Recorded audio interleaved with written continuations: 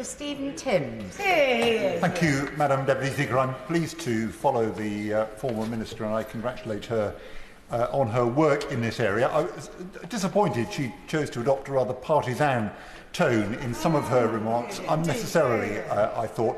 But I was grateful for the more generous tone taken by the Secretary of State, particularly welcomed his generous and appropriate tribute to our former colleague Jim Fitzpatrick for his work on the all-party group, and I'm glad he was mentioned. I want to begin, Madam Deputy Speaker, with a very specific concern that the legislation has raised, and I'm aware of it because of the work of the Work and Pensions Select Committee on asbestos. Under the control of Asbestos Regulations 2012, premises can be sold while containing asbestos. Ownership can be transferred. Asbestos management is only regulated in relation to workplaces, where it's the responsibility of the Health and Safety Executive, not in domestic properties. And in a lot of shared dwellings, like flats and conversions, the landlord or freeholder will have regulated duties under the existing regulations to manage asbestos in the shared areas in those developments. Now, this legislation, as I understand it, may well give rise to the transfer of those obligations, the obligations to manage asbestos, to domestic owners. The existence and the extent of asbestos in a building may not be known, leaving homeowners taking on these responsibilities with a hidden liability and potentially a life-threatening risk to handle as well. Homeowners are unlikely to have the wherewithal to manage asbestos in situ effectively. This could lead a complex set of responsibilities and liabilities between owners in shared properties or where the nominal landlord no longer exists.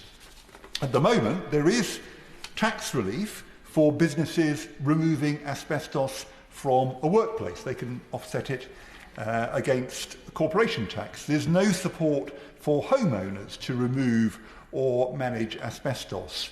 And it's been suggested to me, something that I'm looking at, that there should be an amendment proposing that change in ownership of a property in the circumstances envisaged in the bill or in the extent of landlord control should be a trigger for removing asbestos, because otherwise more asbestos will, under this legislation, move outside effective control, meaning nobody any longer is responsible for managing it, potentially creating a significant public health risk.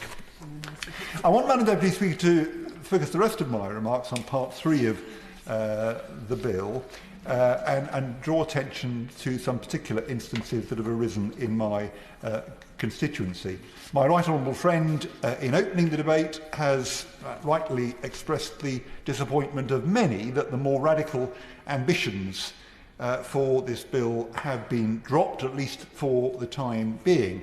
But there are lots of practical problems for our constituents that do need addressing and that the bill potentially can help with. The Minister who's in his place is aware of Barrier Point in my constituency, comprising 8 towers and 257 apartments. Tower 8, the largest of them, has 50 apartments and it has a flammable cladding problem. In 2017, buildings insurance for the whole of Barrier Point cost £104,000.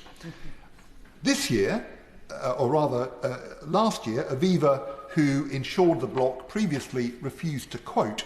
So this year, residents have ended up paying £443,547 £443,547 for insurance. And Tower 8 residents have shouldered that huge increase at a cost of between £6,000 and £12,000 each. Now, I'm grateful both to Aviva and to Barratt's, who built the building, for meeting residents to try and find a way forward. And I'm also grateful to the Minister for the interest that he's shown in this and for his agreement to visit. I hope we'll have a date for that very soon. But I can see that this bill could go some way to tackling the problems. I welcome in particular clauses 27, 28, 29, which increase transparency around service charges, give occupants the right to obtain information about service charges and costs on request. Clauses 30, 34, 35 help to enforce those rights and rebalance the costs of litigation in their favour. The FCA 2022 report on insurance for multi-occupancy buildings found that commission is often at least 30% on a transaction, and they found one case where it was over 60%. And they worried that insurance commissions lack transparency, and they feared the conflict of interest that stemmed from brokers regularly sharing half their commission with the freeholder or the managing agent. Replacing commission with transparent handling fees, as is 31 and 32 envisage, should certainly help. But they're unlikely to... I will gladly give one. I appreciate everything that he's saying. He'll be aware, though, that many companies of freeholds, what they will also do is they'll set up an arm's length company which is the broker, so they're taking a double take in terms of the commission. It's not just that they get a cut from the broker, they are the broker. My honourable friend makes an important point, and I welcome his work on this area over a long period. But the changes in the bill aren't likely to do much to help residents in Barrier Point. They've exercised their right to manage. The FCA argued, and I quote, "The intervention most likely to reduce prices for the minority of multi-occupancy buildings with the most substantial price increases would be cross-industry risk pooling." So I was pleased to hear from the Secretary of State in answer to my intervention earlier that he's going to be meeting this week with the ABI. The ABI initiative on this does appear up till now to have stalled. The FCA recommended that the ABI work with them and the government to introduce a risk pooling scheme in 2022. The scheme was then expected to come forward last summer. We are still waiting. I'm hoping, perhaps as a result of the meeting that the Secretary of State has told us about that he's holding this week, perhaps things will get moving. I checked with the FCA last week about this. They say that the ABI plan is, I quote, credible and capable of delivering savings to those worst affected buildings. But they went on to add that the plan is delayed with no firm launch date because the ABI is struggling to secure the reinsurance capacity required. That seems to be the obstacle. So I'm very much hoping that the Secretary of State at his meeting can find a way to push this forward. The ABI urged the government to increase capacity by backing catastrophic losses in the scheme. They did that most recently in June. I wonder whether the Minister, in winding up, could tell us whether that appeal has been considered by the Department, whether there is a prospect that at the meeting with the Secretary of State later this week that might be taking forward, and when he does now think that risk pooling will commence.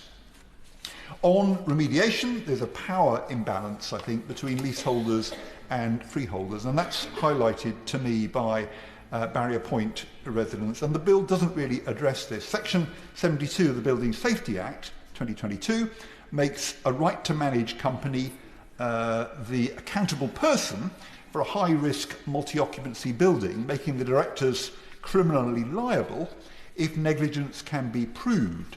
The same Act, however, only requires that freeholders cooperate with accountable persons without any enforcement mechanism in place at all. So the freeholder at Barrier Point has held up remediation works for several months, refusing to sign off on them. The directors of the right to manage company are desperately wanting to fulfil their legal obligations, but they are left liable because of the refusal of the freeholder to say okay, and there's no comparable liability on the freeholder. That does seem wrong, and I wonder whether that imbalance can be addressed in the course of the bill's passage through the House. The Minister said in oral questions just last week that the government does plan to bring changes to the bill as it goes through Parliament, and I hope he will consider how that imbalance can be addressed to make sure that remediation work can go ahead in a case like that one, which I suspect is by no means unique. The residents of Barrier Point want to purchase their freehold. To do so, they need to get at least 50% of all the leaseholders to agree to and be able to afford a freehold purchase.